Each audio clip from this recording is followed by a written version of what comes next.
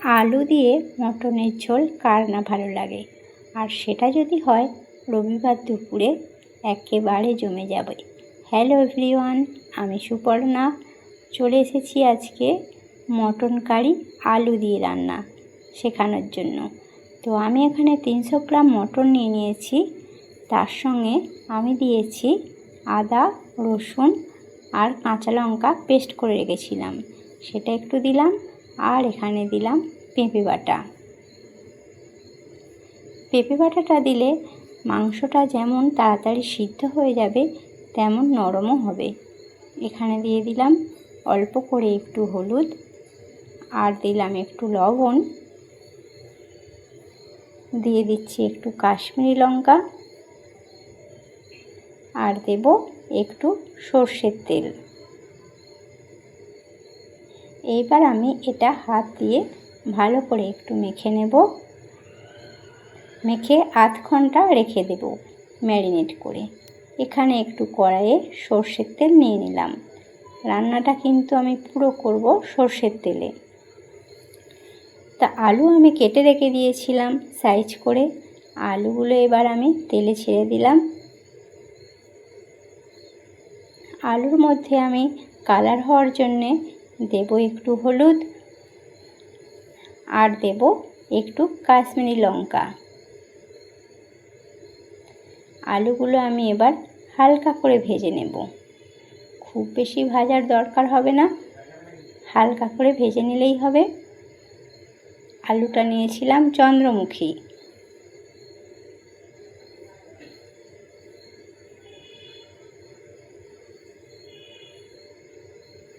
আলুগুলো এইভাবে আপনারা ভেজে নেবেন। দেখুন হালকা করে ভাজা হয়ে গেছে। এবার আমি আলুটা তুলে নেব। তুলে নিয়ে একটা অন্য পাত্রে রেখে দিচ্ছি।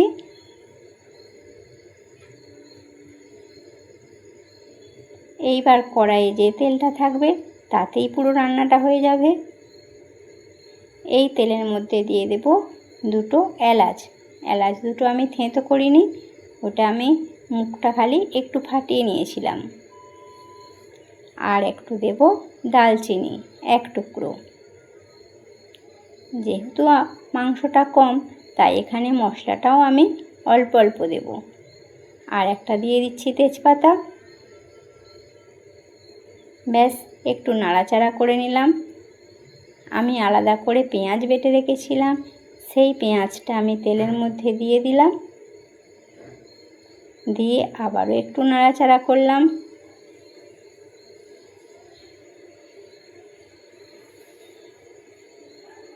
দেখো মশলাটা অনেকখানি তৈরি হয়ে গেছে।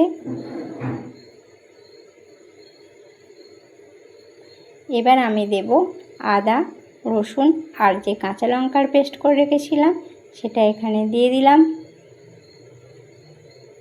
দিয়ে আবারও একটু নাড়াচাড়া করব।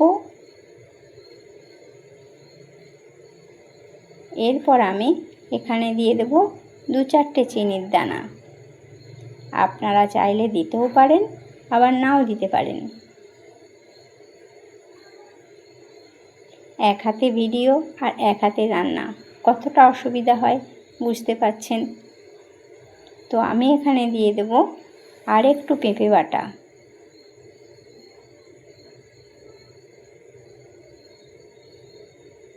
আবার একটু নাড়াচাড়া করছি।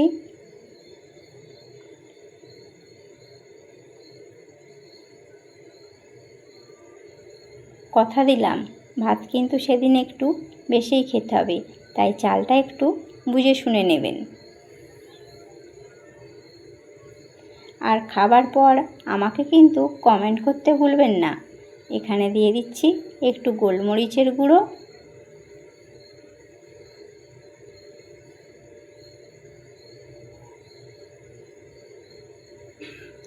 গোলমরিচের গুঁড়োটা দেবার পর আবার একটু নেড়ে নেব মশলাটা।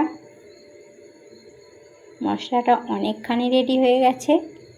এবার আমি এখানে দিয়ে দেব ম্যারিনেট করা মাংসটা।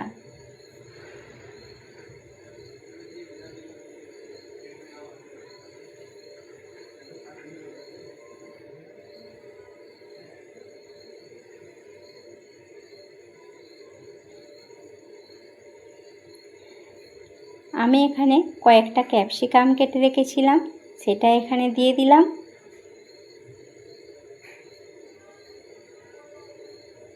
আমাকে কিন্তু সাবস্ক্রাইব করতে আর ফলো করতে ভুলবে না। আমি এখানে একটু হলুদ দিয়ে দিলাম। এবার দিয়ে দিলাম কাশ্মীরি লঙ্কার গুঁড়ো আর দেবো একটু ধনে গুঁড়ো।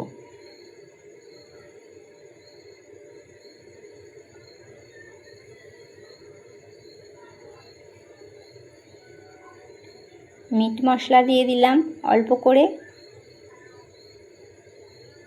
ভালো করে নেড়েচেড়ে নিতে হবে।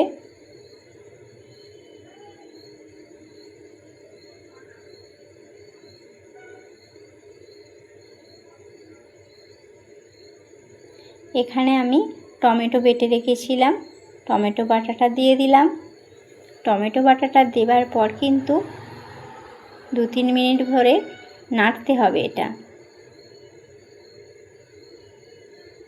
এবার কিন্তু কালারটা একেবারে বদলে যাবে।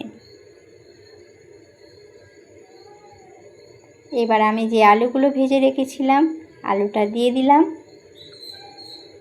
বাঙালি মানেই মাংসের সাথে আলু। আমি আগে চিকেন রান্না করার সময় এই কথাই বলেছিলাম।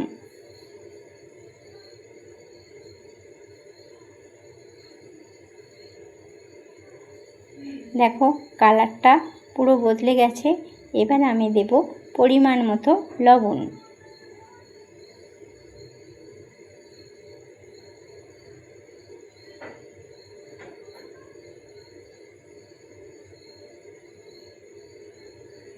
ব্যাস রেডি হয়ে গেছে। এবার আমি যাতে তাড়াতাড়ি রান্নাটা হয়ে যায় সেই জন্য আমি কুকারে মাংসটা দিয়ে দিচ্ছি আর কড়াইয়ে মশলা ধোয়া জলটা আমি কুকারের মধ্যে ঢেলে দেব। আমি কিন্তু 4টে সিটি দিয়ে দেব। 4টে সিটিতেই হয়ে যাবে, কারণ এখানে পেঁপে আছে, তাড়াতাড়ি সিদ্ধ হয়ে যাবে। দেখো ঝোলটা রেডি হয়ে গেছে, কত সুন্দর লাল লাল হয়েছে দেখো। এখানে আমি দেব একটু এলাচ আর দারচিনি থেঁতো করে, তারপর অল্প একটু ফুটিয়ে নেব। একদম সিদ্ধ হয়ে গেছে। দেখো কত সুন্দরভাবে মাংসটা রেডি হয়ে গেছে। গরম ভাত আর এই মাংসর ঝোল আর তার সাথে এক টুকরো লেবু, ব্যাস আর কি চাই। আমাকে কিন্তু সাবস্ক্রাইব করতে ভুলবে না আর কমেন্ট করতে ভুলবে না। ভালো থেকো তোমরা, ততক্ষণ সুস্থ থেকো। Thank you. আবার পরের রান্না নিয়ে ফিরে আসবো।